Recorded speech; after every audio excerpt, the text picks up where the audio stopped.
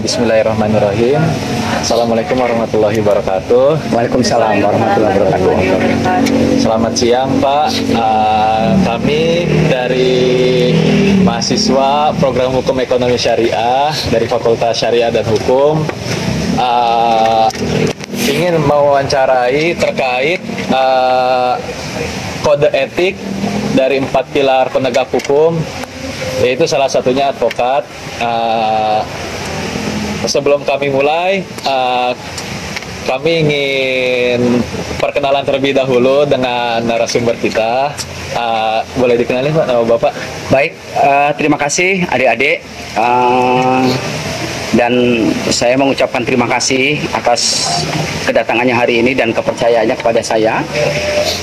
Nama saya Basuki, sarjana hukum, magister manajemen, magister hukum.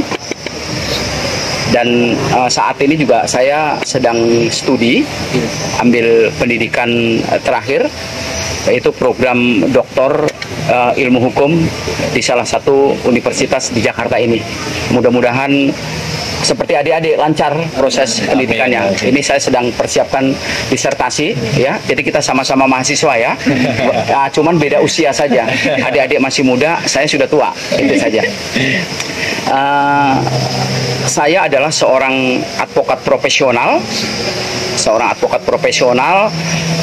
yang berkantor di Basuki Law Firm. Kemudian saya sebagai managing partner di Basuki Law Firm.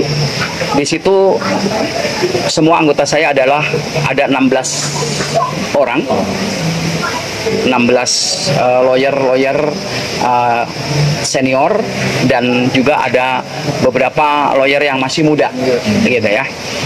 Kantor kami ada di Neo Soho, Jalan Es Parman, di Jakarta Barat, di lantai 32. Kantor kedua ada juga di Kelapa Gading. Kantor ketiga ada di Kota Serang. Itu sedikit.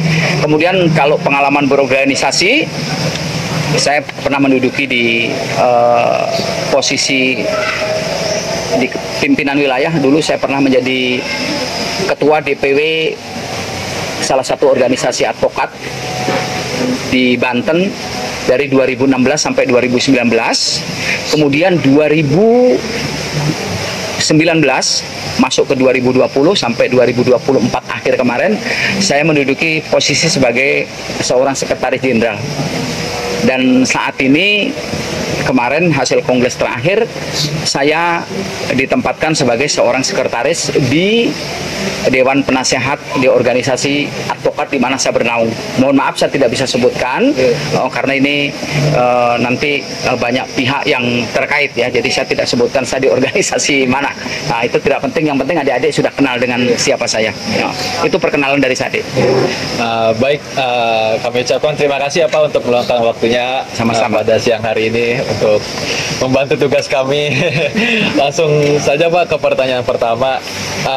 Dalam etika profesi hukum ini kan, apalagi kalau misalnya dengar 4 pilar penegak hukum kan pasti hal ini tuh dipegang oleh kode etik ya kan di masing-masing profesi ini. Nah, menurut Bapak apa sih Pak makna etika profesi dalam praktik advokat sehari-hari? Baik, di semua kegiatan yang sifatnya profesional ya, itu semuanya terikat dengan yang namanya etik, kode etik. Itu tujuannya apa? Tujuannya adalah untuk membatasi ya kebebasan ya, karena seorang profesional itu bebas mau apain saja. Oh, tidak ada batasan, tidak boleh begini, tidak boleh begitu. Tapi di organisasi masing-masing, terkhusus yang masuk 4 pilar penegak hukum seperti yang Ade sebutkan tadi, di profesi advokat ini itu ada aturan-aturan tertentu yang menjadi real ya, menjadi jalan ya, menjadi pijakan bagi seorang advokat di dalam menjalankan tugas profesinya ya, baik itu di dalam pengadilan maupun di luar pengadilan. Jadi singkatnya adalah kode etik itu adalah merupakan pengikat, ya, merupakan aturan yang harus diikuti oleh semua advokat agar mereka tidak menyimpang dari ketentuan yang ada.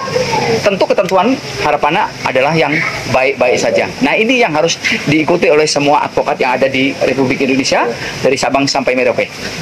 Soalnya kan yang kita tahu, apalagi advokat kan seorang pekerja yang mulia kan officium nobile, jadi kan memang sangat ketat kan di dalam kode etik itu diatur.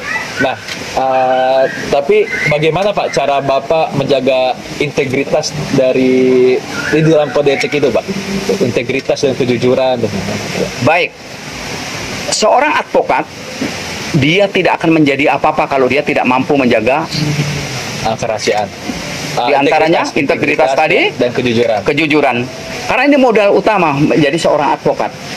Ya.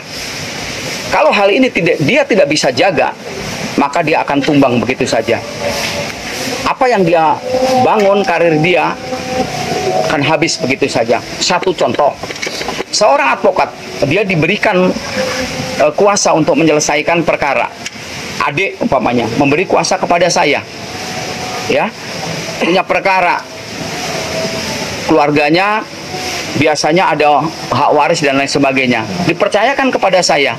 Lalu dasarnya adalah surat kuasa. Setelah surat kuasa diberikan kepada saya tidak amanah, tidak menjaga itu, maka akan hancur dia seorang advokat, ya.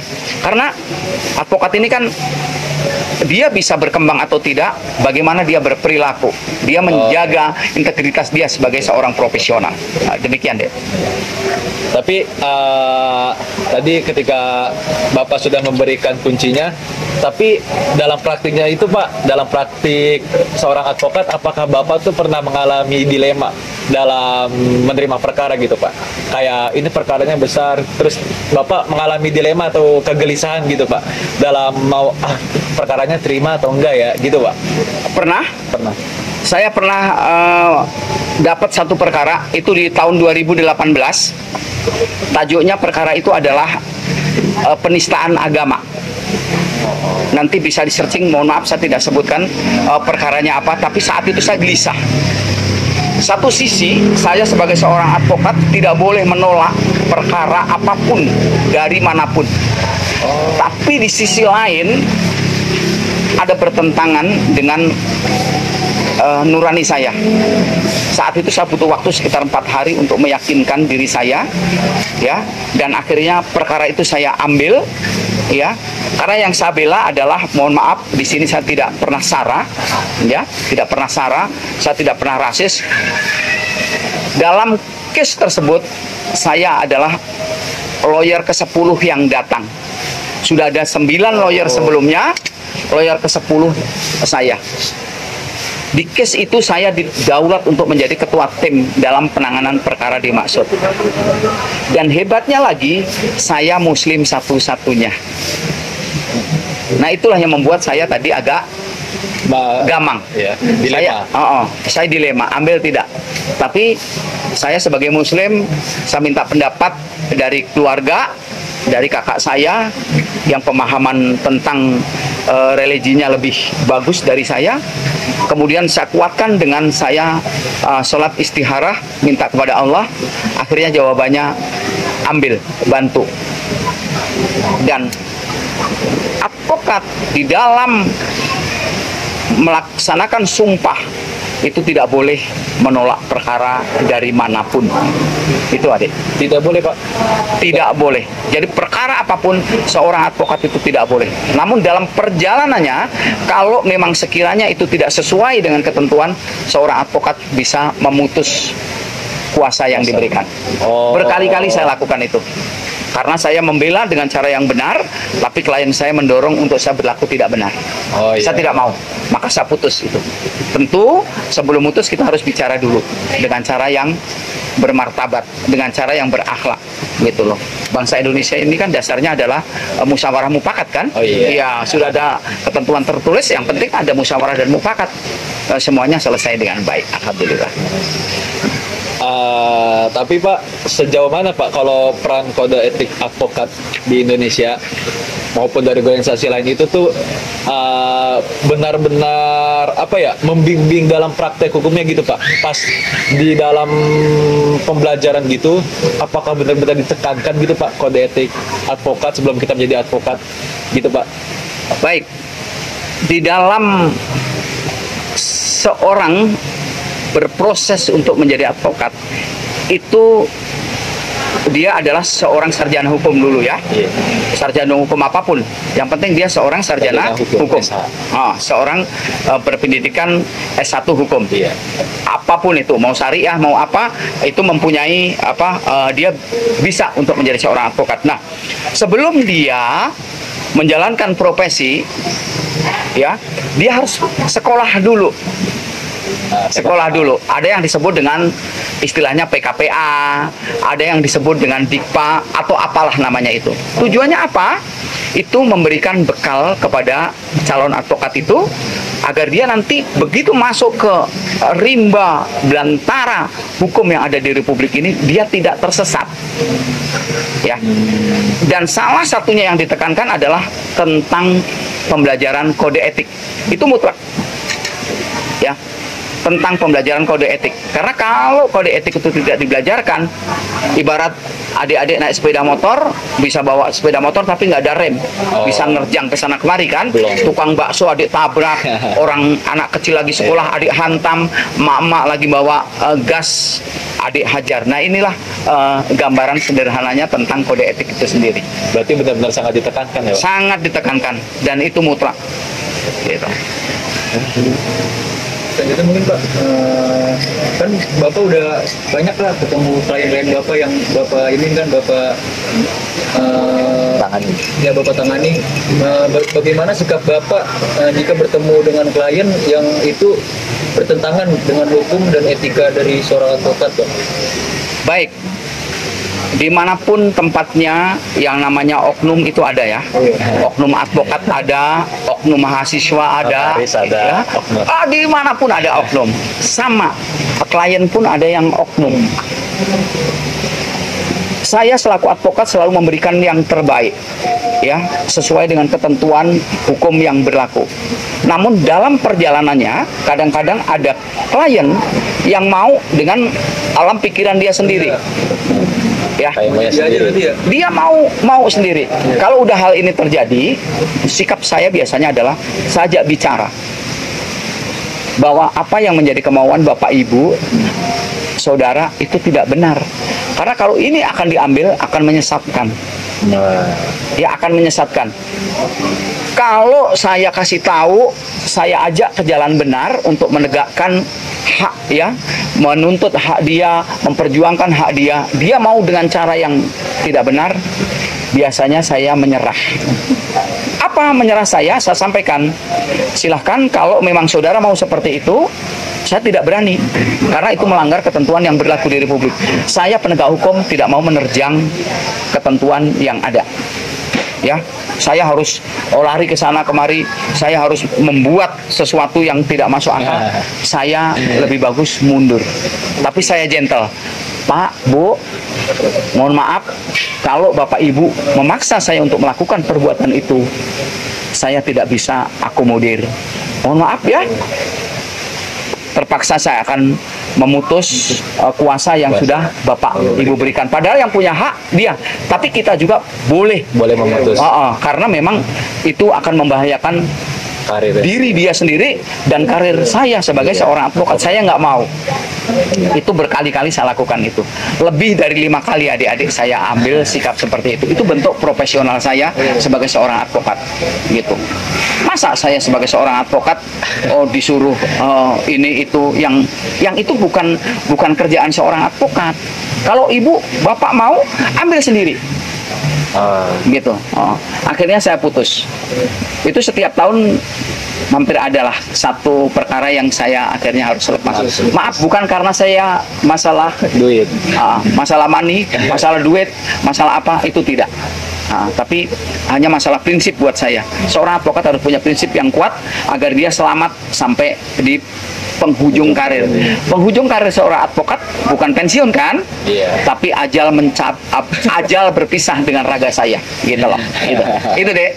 Nah, Pak, terus selanjutnya menurut Bapak, kan tadi yang Bapak bilang kan seperti mungkin kalau misalnya ada Bapak menemukan klien yang mungkin bertentangan dengan Bapak putus nih perkaranya, tapi apa konsekuensi yang etis lah untuk advokat yang hanya mementingkan keuntungan saya Pak, tanpa mementingkan keadilan. Jadi kalau ada perkara yang dari kliennya mungkin itu berbelok tapi tetap diambil karena mungkin biar Keuntungannya kita besar. cocok lah gitu. Iya. cuannya Cocok. pas gitu ya. Pas, ya. Oke. Nah, baik. Sekali lagi, adik-adik, kami advokat itu semuanya sudah terikat dengan pertama tadi ada Kode etik. kode etik. Kedua, seorang advokat di saat dia disumpah di pengadilan tinggi domisili dia berada, itu dia disumpah itu sudah jelas gitu loh. Kalau yang muslim disumpah demi Allah saya bersumpah, ya. Dan agama lain juga menyebutkan demi Sang Yang Widi, demi Tuhan dan lain sebagainya. Semuanya baik yang disebutkan dan itu tertera di dalam berita acara sumpah. Nanti kalau adik-adik jadi advokat itu tertera di dalam berita acara sumpah atau yang sering disingkat dengan BAS, BAS ya.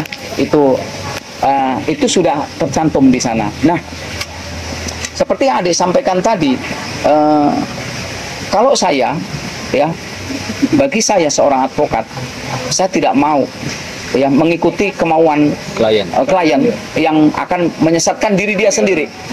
Pertama, perbuatan yang dilakukan oleh seorang advokat itu dipertanggungjawabkan dunia dan akhirat. Dibuktikan dengan apa? Demi Allah saya bersumpah, demi Tuhan saya bersumpah, demi Sang Yang Widi saya bersumpah di pengadilan ya. Itu ada konsekuensinya. Saya nasihati dulu, Bapak Ibu, perkara Bapak Ibu adalah seperti ini. Jalan keluarnya adalah seperti ini. Bukan membenarkan perbuatan salahnya ya. Sekali lagi, kan di luar sana salah. Ada orang yang berasumsi bahwa advokat itu bekerja membela yang bayar. Ya, Pernah dengar nggak? Pernah, sering. Kalau gitu saya tidak sepakat. Bukan itu. Seorang advokat itu kan 4 pilar penegak hukum kan? Iya. Polisi, jaksa, hakim, advokat. Kalau salah satu bahasa saya doyong, miring, kira-kira kuat nggak ini bangunan? Runtuh nggak hukum di Republik? Nah inilah setiap saat saya dalam sesi memberikan arahan kepada calon advokat baru, selalu saya kuatkan itu. Jadi bukan hanya karena uang, walaupun benar advokat kan nggak ada gaji. Dari 4 pilar penegak hukum itu, polisi ada gaji nggak? Jaksa ada, hakim ada. Gede loh. Iya, iya. Gaji lagi baru dinaikkan ya. Advokat ada gaji nggak? Nggak ada kan? Dari Nah, klien ya. dari klien. Nah, disinilah seorang advokat harus pintar. Dan yang harus adik-adik jadikan keyakinan apabila adik-adik ingin menjadi seorang advokat. Menjadi seorang advokat itu Allah, ya Tuhan kita, itu sudah janjikan tidak akan pernah kekurangan dia sepanjang pekerjaannya dilakukan di koridor yang benar. Sekali lagi, tidak pernah akan kekurangan. Itu udah janji Allah. Ya. Karena apa? Yang kita lakukan adalah membela orang. Ngeri nggak di luar sana orang yang nggak tahu apa-apa tiba-tiba ditangkap, dituduh melakukan perbuatan jahat. Yang mampu membela siapa? Advokat tentunya. Sementara dia orang tidak mampu. Silakan nggak? Terus dari mana operasionalnya? Allah akan berikan jalan. Jadi adik-adik nanti kalau ada keinginan ke arah sana, semuanya itu harus dilakukan dengan hati. Nanti akan dapat hati juga. Setelah dapat hati, Allah akan kirimkan rezeki dari sisi manapun. Nah, itu deh ya. Sekali lagi bagi saya, kalau itu melenceng, saya lebih bagus dari awal saya mundur. Saya tidak terima. Akan membahayakan diri saya. Kedua, membahayakan diri dia sendiri. Kalau saya tidak sampaikan kepada orang itu, saya juga akan nanti di kemudian hari di yaumil akhir dihisap, saya akan harus bertanggung jawab. Namun kalau saya udah sampaikan lalu orang itu masih maksa diambil, ya silakan, dosa sudah bukan dosa saya lagi. Gitu deh. Berarti cara paling ampuh tuh sebelum kita menerima perkara, ya kita tidak boleh menjanjikan bahwa perkara itu menang ya Pak ya. Haram buat seorang advokat, jelas ya bahasa saya ya. Haram buat seorang advokat menjanjikan satu perkara itu menang. Dan itu bahaya banget. Itulah pelanggaran berat seorang advokat Itu termasuk dalam kode pelanggaran etik. Pelanggaran berat di kode etik itu diantaranya. Oh, Ya, itu pelanggaran berat. Ya, dan disumpah di bas yang saya sebutkan tadi itu disampaikan dilarang menjanjikan kemenangan kepada calon klien dan kliennya. Itu tidak boleh. Itu pelanggaran paling berat itu. itu termasuk pelanggaran paling berat. Berat sekali. Ya, ngeri kan? Iya. Oh, mungkin adik-adik dengar di luar sana seorang advokat menjanjikan kemenangan. Iya. Mana bisa? Advokat itu kan tugasnya dia hanya mengurai perkara. Ya, begitu dapat satu perkara, ada orang bicara, Pak, perkara saya ini nih. Didengarkan, begitu didengarkan, diminta dokumennya, begitu dokumen itu diberikan semuanya, baru membuat yang namanya due diligence. Ya, due diligence itu macam-macam.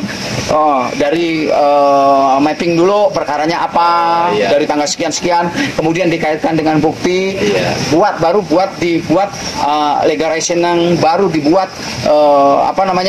langkah hukum apa yang terbaik. Nah, di situ itulah fungsinya seorang advokat. Jadi kalau belum apa-apa, Bu, tenang Bu, nanti perkara Ibu akan menang, tapi siapkan sekian. Waduh, udah bahaya ini, nggak boleh nih, nggak boleh ya. Nanti adik-adik kalau mau jadi advokat nggak boleh seperti itu. Ini menyesatkan, ya. Oke, gitu, seperti itu. Gitu Pak, bagaimana Bapak menjaga hubungan profesional dengan klien Pak agar tetap pada etika profesi tersebut? Cara menjaga hubungan yang terbaik dengan klien, dua. Pertama, jaga komitmen, jaga etika. Komitmen yang mana? Perkara yang diberikan dikerjakan secara profesional sesuai dengan ketentuan hukum. Etika, ya seorang advokat harus menjaga etika. Cara dia bicara, cara dia menangani klien. Ya sekarang cilaka nggak? Pak Basuki mendapat klien masalah perdata keluarga. Katakanlah klien saya adik. Kalau saya tidak punya etika, saya tidak komitmen, dalam perjalanannya akan nyimpang. Waduh, cantik sekali, ya kan, gitu kan. Jadi otaknya sudah kemana-mana. Nah, ini nggak boleh. Nah, itu salah satunya contoh kecil.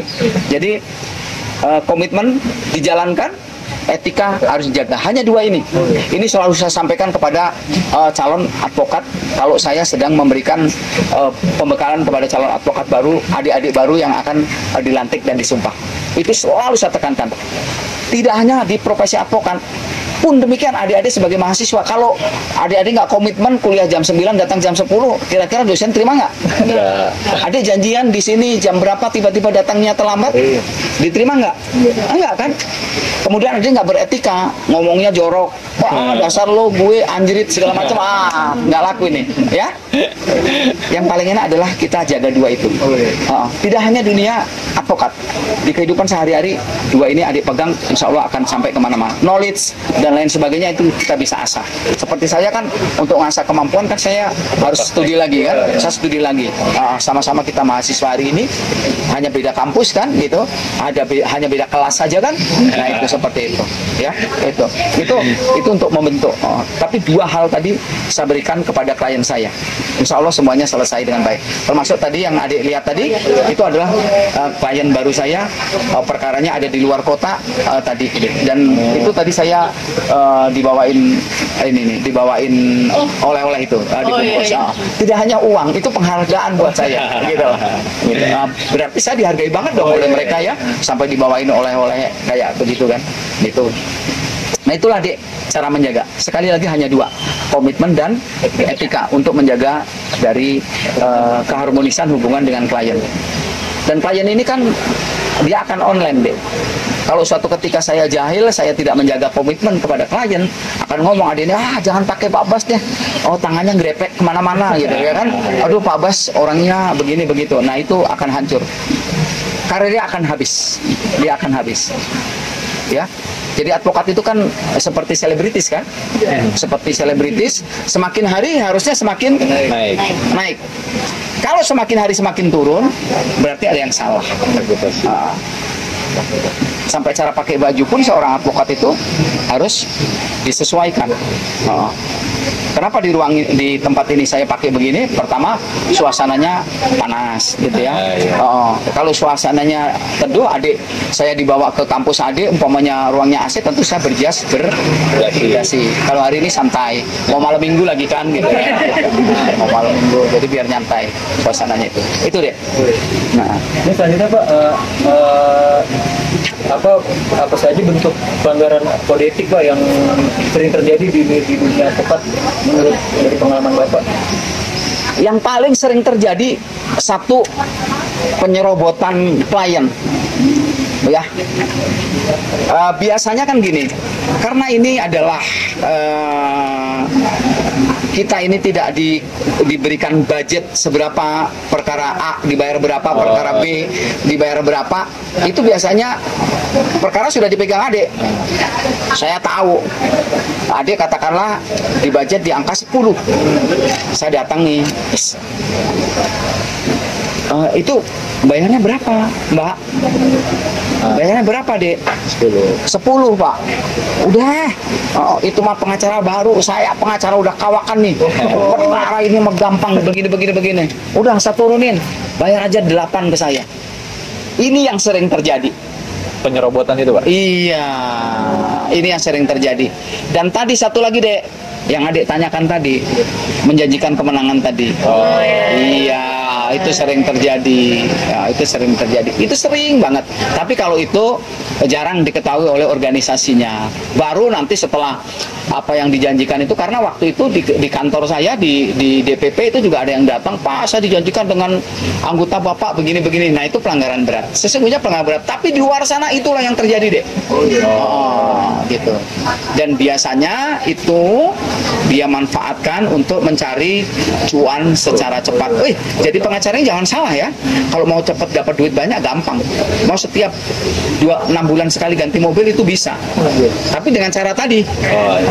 Nah, janji. Tapi pertanggungjawabannya nanti di akhirat berat. Dan biasanya nggak sehat. Maaf, perutnya buncit, ya. Jalannya geol gitu, berat, dan wajahnya tidak keluar aura, ya nggak sehat.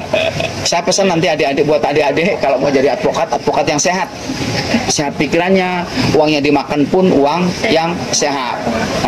Nggak perlu kaya-kaya, yang penting cukup dan pas adik-adik mau jalan sama keluarga ke Singapura, ada dana untuk jalan. Pas adik-adik mau tukar mobil yang lebih tinggi speknya, ada duitnya. Pas mau biayai anak sekolah, ada, cukup aja. Pas mau pindah ke rumah yang baru, ada. Pas saja, nggak usah perlu kaya lah, pas saja. Kalau kaya nanti pusing. Ya nggak usah lebih lah, gitu. Nggak usah berlebihan. Tapi Pak, kalau itu kan pelanggaran etik Pak. Kalau misalnya pelanggaran disiplin, contohnya kayak apa Pak? Ada nggak Pak? Pelanggaran disiplin karena ini profesi ya, itu sangat sulit untuk ditemukan. Disiplin paling nanti larinya dengan organisasi. Ya kalau ini ya, tapi kalau ke profesi, kalau dia nggak disiplin, paling risikonya dia nggak laku. Iya. Contohnya gini, adik-adik hari ini kan janjian jam 14 kan dengan saya kan, lalu saya datang jam 4. Kira-kira adik hatinya happy nggak? Pasti akan jadi pembicaraan kan, saya nggak disiplin. Kayak tadi saya janjian dengan klien saya jam 2, jam 14, tiba-tiba saya datang jam 4. Kira-kira dia ngambek nggak? Kalau dia pulang, perkaranya jadi nggak? Yang rugi dia sendiri. Tapi kalau untuk etik tidak kena disiplin itu. Ya. Hanya dia kena itu nanti paling di peraturan organisasi. Peraturan organisasi tentang keorganisasian ya.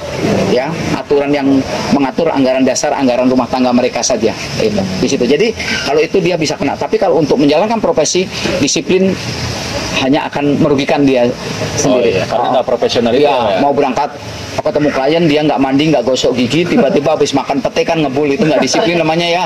Kliennya mabuk, akhirnya nanti nggak jadi klien. Hanya itu aja, kerugian aja. Ya, kalau secara melanggar ketentuan itu saya pikir tidak. Kalau misalnya kayak apa? Seseorang yang ada ini nggak sih Pak? Ada kayak batasan nggak sih Pak? Kayak ada poin-poinnya gitu sih Pak? Kalau misalnya kayak ini orang udah sering langgar etik, apa kita berhentiin aja nggak sih advokatnya? Apa cabut dulu aja? Apa sumpah acara kayak gitu bisa nggak sih Pak? Jadi gini, pengalaman di organisasi saya, seorang yang sudah biasanya itu diawali dengan laporan ya. Oh, pengaduan gitu Pak? Pengaduan dulu. Jadi klien ngadu ke kantor ya, di OA masing-masing, apa-apanya begitu itu dia menyampaikan keluhannya itu nanti biasanya di Dewan Kehormatan ya. Oh, dipertimbangin Pak? Ya, jadi di Dewan Kehormatan itu juga nanti di sidang layaknya nanti kayak di sidang aja. Ada yang nanya, kemudian dia diberi hak untuk membela dirinya, karena nggak semua klien itu juga jujur, gitu ya. Sudah dilakukan pekerjaan dengan benar, tapi dia tidak menerima dengan hati yang lapang, dengan hati yang puas. Pokoknya kan anggapannya orang di luar sana itu kalau sudah pakai pengacara itu pasti menang. Padahal tidak ya, tidak pasti menang. Kalau itu adik-adik nanti umpamanya jalan mau menjadi seorang advokat, kemudian klien minta, Pak, dengan ini saya harus menang. Udah lebih bagus jangan, karena itu akan tersesat di jalan. Upaya menang itu akan dilakukan dengan berbagai cara. Bisa-bisa adik-adik kena pakai baju orange, ya ngeri ya. Nah itu. Jadi sekali lagi, kalau bagi seorang advokat yang sudah melanggar ketentuan kode etik, dia akan diawali dengan laporan ya, dengan laporan dari orang yang dirugikan, termasuk tadi nyerobot klien itu. Kalau itu bisa dilaporkan, atau penanganan yang tidak maksimal dilaporkan, nanti yang akan menangani adalah Dewan Kehormatan organisasi advokat masing-masing. Gitu. Biasanya sanksinya apa tuh Pak? Dicabut gitu Pak? Sanksinya biasanya dibekukan untuk ininya, untuk beracaranya, KTA-nya ya, kartu tanda anggota. Nanti bisa, kalau memang itu parah, itu bisa dibuatkan referensi, diajukan ke pengadilan tinggi, ke Mahkamah Agung untuk dibekukan berita acara sumpahnya. Di luar sana kemarin sempat ada pelanggaran-pelanggaran, saya tidak perlu sebutkan ya. Ada senior-senior kita yang melakukan perbuatan melebihi batas ketentuan sebagai seorang advokat. Itu kemarin langsung berita acara sumpahnya dibekukan. Dengan demikian ya habis dia. Yang tadinya dia seorang dari mana, ya kembali kepada habitat masing-masing. Kalau sampai pertama lisensi dia dicabut, berita acara sumpah dia dicabut, ya sudah selesai, karirnya selesai, habis. Maka disitulah seorang advokat harus berperilaku yang sangat ekstra hati-hati. Itu deh. Baik Pak, yang saya pelajari di kelas itu, advokat itu kan tidak boleh mengiklankan diri ya Pak? Maaf sambil minum ya. Oke. Kalau misalkan tidak boleh mengiklankan diri, lalu bagaimana cara Bapak menemui klien Bapak? Tidak boleh mengiklankan diri. Lalu bagaimana? Cara Bapak menemui klien atau memulai karir sebagai advokat itu bagaimana? Dulu saya berangkat dari dunia lain juga, ya. Dari dunia lain saya berangkat dari dunia karyawan. Saya berangkat dari dunia usaha. Untuk memindahkan posisi ini tentu tidak mudah. Saya awali dengan begitu saya dilantik dan disumpah, di status WA saya, atau di momen-momen tertentu umpamanya reuni dan lain sebagainya, saya akan tunjukkan identitas saya sebagai seorang. Contohnya cara pakai baju saya. Dulu waktu saya menjadi seorang karyawan, pakaian saya dengan cara apa? Nah, setelah menjadi advokat, saya harus tampil lebih rapi. Dulu saya gondrong, ya, saya dulu gondrong segini gitu ya. Gondrong, kemudian suka pakai kaos street, naik motor, udah kayak ini pakai rompi gitu kan. Nah, begitu saya masukin dunia itu semua saya tinggalkan dengan saya pangkas rambut saya, ya. Tapi Saya paksa pakai minyak rambut yang saya tidak dulu juga nggak pernah dirawat-rawat. Ini itu saya rubah semuanya. Itu saya mulai. Lalu bagaimana cara mengiklankan diri? Ya. Tidak perlu beriklan seorang advokat itu, karena dari klien satu akan dia bicara dengan calon klien yang lain, ya. Contohnya yang datang ini saya tidak pernah kenal. Itu perkaranya ada di Jepara. Tiba-tiba ada dia telepon, Pak, saya dapat nomor Bapak dari Bapak A. Tadi deh. Dua tadi, lakukan komitmen dan etika. Pekerjaan diselesaikan dengan baik, orang akan ini sekali, ya. Apalagi sekarang, kalau sekarang lebih mudah ya, tidak boleh beriklan, tapi kan kita boleh pas saat seperti saya sidang, ya, saya sidang gitu, saya rekam untuk kepentingan dokumentasi saya. Saya lagi periksa saksi, mengungkap fakta persidangan. Ya, kemarin ada perkara besar, perkara yang saya tangani, perkara tipikor yang ke-25 buat saya, perkara tipikor saya. Basic saya adalah seorang tipikor. Saya seorang tipikor, dan kemarin saya tangani perkara sangat besar, ya, sangat besar, dan seksi. Nanti adik-adik bisa searching lah, saya nggak sebutin ya. Itu nanti dikira ngiklan lagi saya kan. Adik-adik bisa cari itu di kemarin ada beberapa TV nasional, ya, dan media-media yang lain ada gitu ya. Nah, kalau sekarang kan bebas untuk di medsos kita kan macam-macam, ada macam-macam kan, bisa itu halal, itu tidak melanggar kode etik. Masukkan hasil pekerjaan saya hari ini, termasuk umpamanya ini foto adik-adik hari ini, saya bisa saja saya memberikan bertemu dengan mahasiswa calon advokat, bisa aja saya tulis dengan bahasa apapun kan, gitu, atau saya tulis ini paralegal, itu hak saya karena memang kita udah ketemu kan, sepanjang adik-adik tidak dirugikan gitu loh, dan tidak disinggung perasaannya. Nah, itu cara yang paling efektif buat saya bagaimana mendekati calon klien adalah dengan cara saya berikan kepuasan kepada klien lama. Klien lama itu akan memberikan informasi kepada yang lain. Itu cara yang paling baik. Kita apalagi kalau adik-adik nanti sudah menjadi advokat, itu sudah sering disorot oleh media, itu mudah banget. Itu udah adik udah mendekati menjadi seleb lah gitu ya. Tapi kalau udah itu jangan lupa diri ya. Karena jatuhnya seseorang itu karena dia lupa diri. Boleh prestasi kita setinggi langit, tapi jati diri kita jangan berubah. Basuki adalah Basuki, ya. Siapa namamu? Novat tetap seperti itu, ya. Tidak boleh berubah. Jangan nanti sudah ngetop kemudian ketemu terus, siapa kamu ya? Nanti kamu kalau mau ketemu saya dengan janji dulu ya. Waduh, udah habis lah itu. Paling hanya 2 bulan dia, nggak perlu lah ya. Kalau namanya teman, namanya saudara, namanya keluarga, terkecuali memang sibuk ya. Seperti adik-adik minta tolong saya jam berapapun saya WA, adik WA kan saya respon kan? Kalau nggak direspon itu mungkin lagi sibuk. Seperti ini kan nggak mungkin saya angkat telepon, ya kan, nggak mungkin saya balas WA. Rasanya nggak etis. Itu kuncinya. Jadi untuk mendekati klien tidak perlu beriklan, tapi cukup dengan cara itu jauh lebih full power. Berarti dari komitmen dan etika itu menghasilkan reputasi yang baik, Pak ya? Yes, betul. Itu. Tidak hanya advokat ya, Dek. Adik-adik lakukan itu sebagai mahasiswa, S3 akan cepat selesai.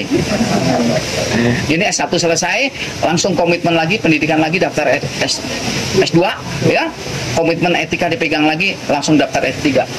Pasti bicaranya pasti, Pak, saya kan nggak punya duit. Sekarang kan banyak caranya. Adik-adik sambil kuliah, sambil usaha, ya.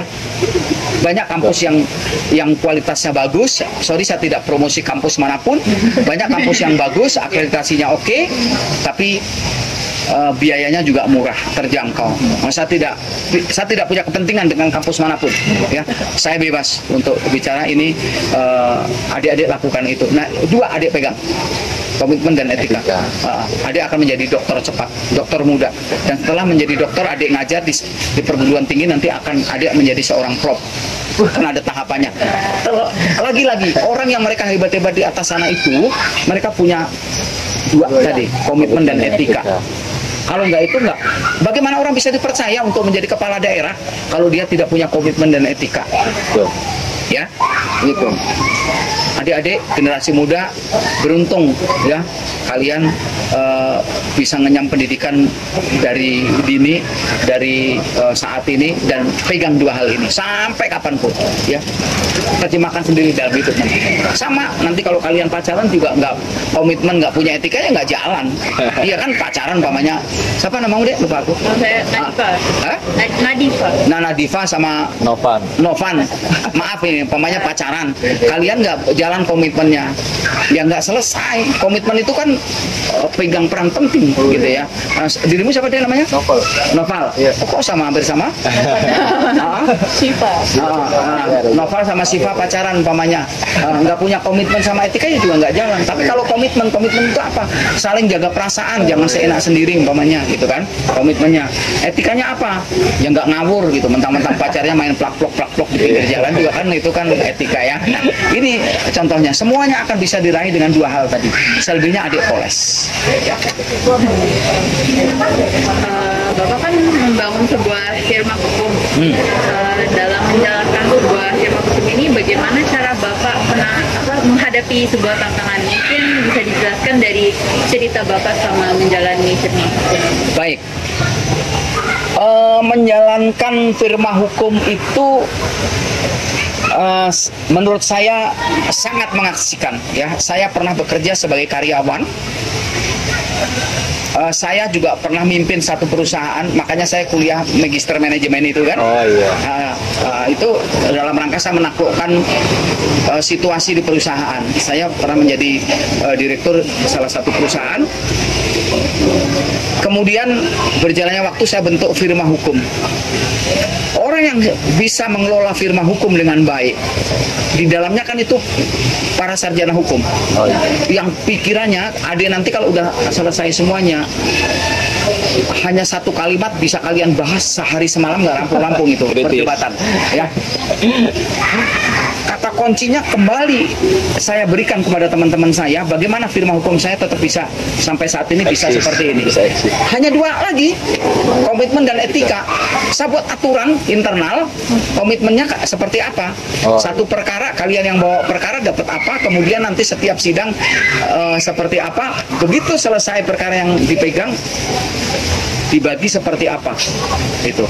Jadi itu saya terapkan itu. Kemudian etikanya, kalau sekarang klien dipegang oleh tim saya tidak intervensi, paling saya hanya mengontrol aja. Bagaimana perkaramu? Gitu ya. Baru itu bisa berkembang deh. Karena begitu seorang lawyer itu ditekan, habis dunia ini. Dia akan marah, begitu marah. Advokat itu kan egonya tinggi-tinggi. Iya, kalau nggak egonya tinggi nggak akan jadi advokat. Yang jadi advokat itu rata-rata yang orang egonya tinggi-tinggi lah, egois, yang tingkat dewa dan sebagainya. Tapi sebetulnya mereka juga hatinya baik-baik. Itu sama dengan saya. Saya tidak pernah mau noel orang, tapi kalau saya udah diinjak, ya pasti saya akan mempertahankan harga diri. Itu sama. Yang rata-rata advokat seperti itu. Maka konsep untuk menjadikan firma hukum itu baik, jaga, kembali lagi komitmen dan etika. Kalau ini sudah tidak jalan, umpamanya suatu ketika saya sudah membuat ketentuan, etika sudah saya berikan, komitmen sudah saya berikan, dia melanggar itu semuanya, tinggal saya take down aja dari law firm saya. Pertama saya dari dari web Basuki Law Firm. Saya take down, saya take down. Dia kan enak. Dia itu bukan siapa-siapa, kemudian naik di webnya Basuki Law Firm, kan dia bisa mentereng. Ikut ratingnya ikut naik nggak kira-kira? Saya sidang, dia hanya di samping saya cengar-cengir, saya diwawancara TV gitu, cengar-cengir, dia ikut naik nggak ratingnya? Iya nggak? Nah, tapi kalau itu dilanggar ketentuan yang saya buat, tentu saya tidak segan-segan, saya akan berhentikan siapapun dia. Nah itu Tujuannya apa? Supaya dia belajar tentang komitmen dan etika dalam hidup ini. Seperti itu, Dek, untuk membangun firma hukum itu. Berarti itu juga ada ya dalam diri Bapak sebagai ketua, emang harus berani negor yang salah. Kayak Oh gitu. iya. Harus berani ya. Gitu. Jadi hidup ini tidak hanya advokat ya. Kalau salah ya kita harus tegur. Itu salah gitu loh. Sama adik-adik kuliah juga begitu. Kalau teman-teman ada yang melakukan perbuatan salah, kamu di dalam kelas ngerokok nggak boleh, ya ditegur gitu. Di kelas ini kan ada orang lain yang nggak ngerokok gitu. Sama, iya itu harus dilakukan, ditegur gitu ya. Itu ditegur.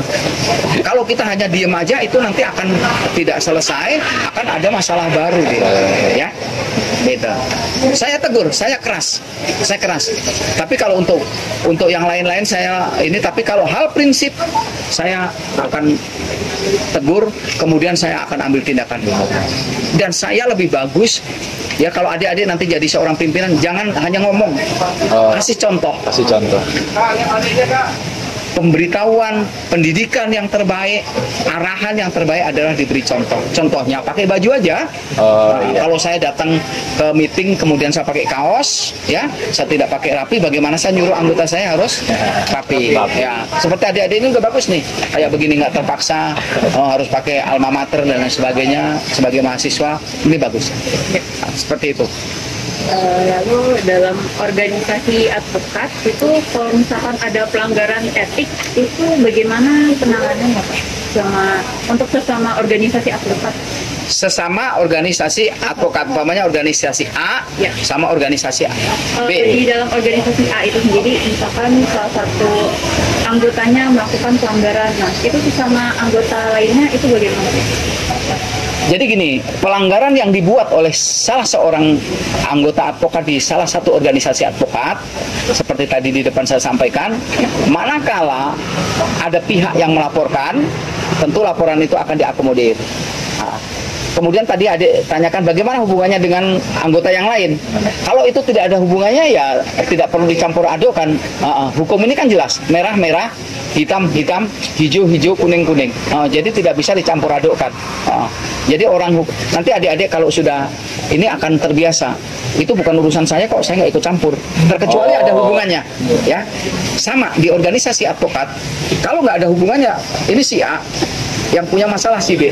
Si A walaupun teman dekatnya, dia tidak akan dilibatkan dalam persoalan itu. Paling hanya diminta keterangan, ya, sebagai saksi seperti dalam persidangan. Kamu kan teman dekatnya Noval kan? Iya. Bagaimana kemarin? Dia berantem sama Noval. Apa itu masalahnya? Ditanya gitu loh. Pak, itu yang ditanya kebetulan Nadifa.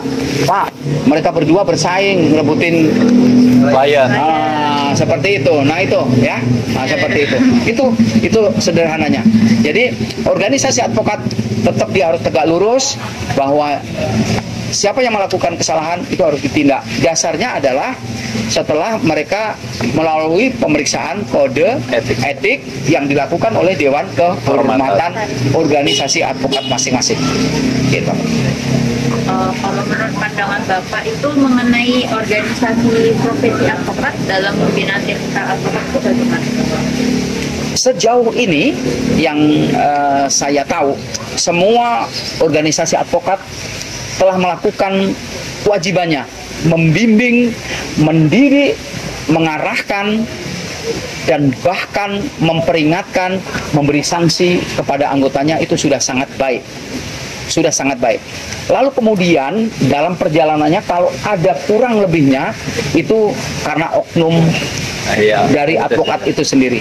Jadi semua organisasi advokat yang ada di Indonesia ini, karena banyak sekali organisasi advokat ya di Indonesia ini, semua sudah melakukan hal itu dengan cara yang baik dan benar. Dimulai dari awal pendidikan itu mereka sudah berikan bekal yang baik untuk calon advokatnya agar dia menjadi advokat yang handal, profesional, ya, mampu menegakkan hukum yang sebenar-benarnya. Pertanyaan selanjutnya itu bagaimana Pak pandangan Bapak mengenai peran advokat dalam membantu masyarakat yang kurang mampu secara hukum maupun finansial? Peran advokat dalam membantu masyarakat yang tidak mampu, yang sering kita dengar itu masyarakat yang termarginal, itu adalah sangat sentral. Ya. Yang ada di masyarakat saat ini adalah bahwa memakai jasa seorang advokat itu harus punya duit banyak. Faktanya tidak harus demikian. Ya. Saat ini kami selaku advokat itu punya kewajiban untuk memberikan bantuan kepada masyarakat yang tidak mampu, ya, baik di luar ataupun di dalam persidangan, secara litigasi ataupun non litigasi. Itu kami punya kewajiban. Dan saat ini sudah ada wadahnya. Setiap pengadilan saat ini sudah ada yang namanya pos baku, pos bantuan hukum.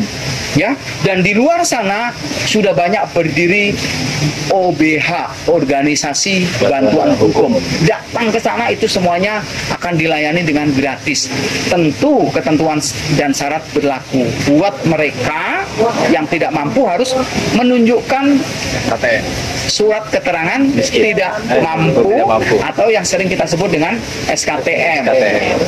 Bagaimana Pak dengan mereka yang orang mampu? Apakah dia boleh pakai pos baku? Boleh, tapi harus dia buat SKTM dulu. Malu juga Pak ya. Nah, suatu ketika adik-adik, suatu ketika saya pernah dapat perkara itu orang mampu. Dia datang, saya diundang bertemu di salah satu hotel, saya disiapkan makanan yang enak-enak. Begitu datang itu mobil dia lebih bagus dari mobil saya. Pengen dilakukan pembelaan secara gratis. Saya nggak apa-apa, boleh Pak, saya akan gratis. Tahu nggak perkara yang harus saya urai? Nilainya berapa? 1,4 M. Apakah dengan nilai 1,4 M dia adalah kriteria orang tidak mampu? Pertanyaan saya. Mampu banget Pak. Mampu banget kan? Banget itu Pak. Nah, mampu banget. Nah, saya sampaikan, boleh Pak, enggak apa-apa. Saya akan bantu Bapak, nggak usah bayar, saya bilang. Saya udah terbiasa kok. Ratusan orang yang saya bantu tidak bayar. Saya udah terbiasa. Gitu. Tapi tolong besok Bapak datang temuin saya 2 hari lagi. Mulai besok pagi Bapak urus surat keterangan tidak mampu, dimulai dari RT, RW, dibawa ke lurah atau kepala desa, nanti dilegalisir, diregister di kecamatan. Waduh Pak, kalau itu berat dong buat saya. Kan saya begini-begini. Nah, kan Bapak minta gratis. Nah, itu ketentuan dan syaratnya. Akhirnya tidak deh. Jadi sekali lagi, peran seorang advokat dalam membantu masyarakat yang tidak mampu, ya baik secara finansial ataupun hukum yang lain, itu sangat sentral. Dia mutlak harus hadir di tengah-tengah masyarakat yang tidak mampu. Termasuk kayak saya ini, saya masih rutin mengadakan penyuluhan hukum buat masyarakat tanpa bayar. Termasuk di kampus adik, suatu saat kalau mau ada acara penyuluhan hukum, boleh kalian buat, saya datang, nggak usah dibayar. Tinggal buat jadwalnya. Atau di tempat adik mau ada seminar, undang saya. Ya, saya akan bantu untuk seminar. Atau kalau mau ini masa transisi buat kalian, ya, itu repot bagaimana supaya punya keteguhan hati untuk memotivasi teman-teman, boleh nanti kalian buat acara, saya akan datang. Ya, itu. Jadi sekali lagi, peran seorang advokat di dalam membantu masyarakat tidak mampu itu sangat penting, sangat sentral. Berarti ini ya Pak, memberikan pro deo dan pro bono itu juga memang harus ada syaratnya, salah satunya SKTM itu ya Pak? Yes. Dan itu kalau saya selidiki dulu. SKTM sudah saya dapat, saya akan suruh staf saya untuk datang. Tolong cek, tanya ke tetangga kanan kiri, tanya ke Pak RT, ke Pak RW. Kan bisa aja mereka manipulasi. Oh iya. Gitu loh. Jadi kita itu harus jujur. Yang kita bantu juga harus jujur. Karena kalau klien kita nggak jujur, kita juga akan tersesat nanti. Baik Pak, pertanyaan terakhir Pak. Boleh. Bukan pertanyaan sebenarnya. Bapak kira-kira ada nggak nasihat untuk kan ini kan mahasiswa hukum, Oke. nanti juga bakal dilihat di YouTube. Kalau misalnya ada yang ingin menjadi advokat yang profesional, habis itu yang berintegritas gitu, Pak. Ada nggak saran-saran atau apa yang harus dihindari gitu Pak? Baik, untuk adik-adik para mahasiswa ya, utamanya ini yang ada di hadapan saya kalian berempat, dan buat adik-adik mahasiswa yang ada di luar sana, calon advokat dan advokat muda, dua hal tetap saya pesan saya: jaga komitmen dan etika. Lalu jangan pernah silau dengan gemerlap para senior. Ya. Karena kalau hal itu sampai diniatkan menjadi seorang advokat, saya pengen gemerlap seperti Bapak A, Abang B, Abang C akan tersesat di jalan nanti. Jadilah advokat yang benar-benar seorang advokat sesuai dengan jati diri masing-masing. Ya, karena style, gaya Pak Basuki dibandingkan dengan adik, nanti kalau jadi advokat, dibandingkan dengan adik jadi advokat, adik dan semua adik-adik yang di luar sana tentu akan beda. Sekali lagi, jaga komitmen dan etika. Masalah skill dan lain sebagainya, adik bisa belajar sambil jalan. Ya. Yang pasti buat adik-adik, selesaikan sarjana hukum dengan baik deh. Itu aja dulu. Ya, selesaikan dengan baik, dan jangan pernah silau dengan kehidupan borju para advokat senior kalian yang di luar sana. Nanti akan megap-megap. Tahu nggak megap-megap itu? Nah, sesak napas nanti ya. Nanti akan sampai deh ya. Jalani aja prosesnya deh. Sekali lagi, kalau itu dijalani, setiap 6 bulan itu advokat itu akan ada progres. Bertahap. Nah, tapi kalau sudah mulai di atas, jangan sombong. Ya, jangan sombong. Nanti aduh, gua kagak level lagi makan di ini. Wah, gitu. Gua kagak level lagi harus naik kendaraan yang model gini. Jangan sampai lakukan itu ya. Jadi nanti adik-adik yang ada di tempat ini dan buat teman-teman kalian yang ada di luar sana, nanti jadilah kalau menjadi seorang advokat, menjadi advokat yang beradab ya, advokat yang profesional ya, dan advokat yang punya tingkat rendah hati dan peka terhadap lingkungan. Karena seorang advokat kalau nggak peka ya susah. Ya, ada apapun di lingkungan dia cuek. Nah, advokat ini kan harus peka di lingkungannya. Ada apa? Contohnya kan tadi saya sampaikan, saya peka terhadap kondisi di lingkungan. Sekarang lagi tren apa nih? Tren apa? Tentang yang ada di medsos itu apa? Saya coba berikan penyuluhan. Besok saya buat tema, saya buat PowerPoint. Kemudian di kelurahan biasanya ada event kan, saya datang, saya mau beri penyuluhan di penyuluhan hukum. Itu.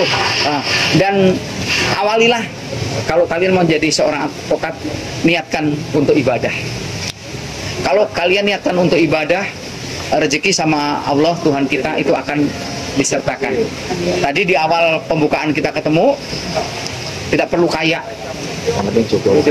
cukup pas saja, pas adik-adik mau kuliah lagi nanti ada rezeki, pas adik-adik mau merit tidak merepotkan orang tua, pas adik-adik mau ganti kendaraan ada, pas adik-adik mau ngajak pacar jalan ke luar negeri ada, pas adik-adik mau beli sepatu yang mahal ada, pas saja. Nah, itu saran saya buat adik-adik calon advokat baru. Sudah. Kita ya, terima kasih banyak Pak, kita sudah di penghujung acara.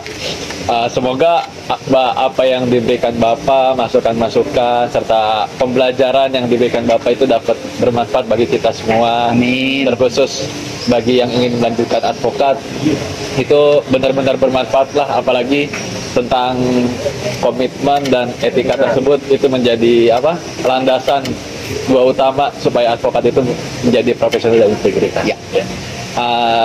Mungkin cukup sekian Pak podcast dari kami, kurang lebihnya mohon maaf, dan kami mengucapkan banyak-banyak terima kasih Pak atas Bapak yang sudah meluangkan waktunya untuk kita, yang sudah mau memberikan cukup banyak ilmu serta pembelajaran serta nasihat-nasihat untuk kita semua. Sama-sama adik ya. Mudah-mudahan kalian semua menjadi generasi penerus yang generasi emas ya, generasi emas ya. Kalian bisa lancar dalam menjalankan proses studi dan menjadi pengganti para senior yang sudah termakan usia. Di kanan kiri kita banyak pohon. Di situ ada tunas yang baru tumbuh, di situ ada daun yang sudah mulai kelihatan menua, kemudian ada yang kuning dan akhirnya jatuh. Inilah proses hidup, ya. Kalian akan menjadi pengganti roda berputar dalam memutar pemerintahan di Republik ini. Kalau kalian nanti semoga menjadi pendekar-pendekar hukum yang hebat. Terima kasih ya. Ya, terima kasih Pak, terima kasih Ya. banyak Pak. Ya, terima kasih. Terima kasih banyak, Ya, Pak. ya.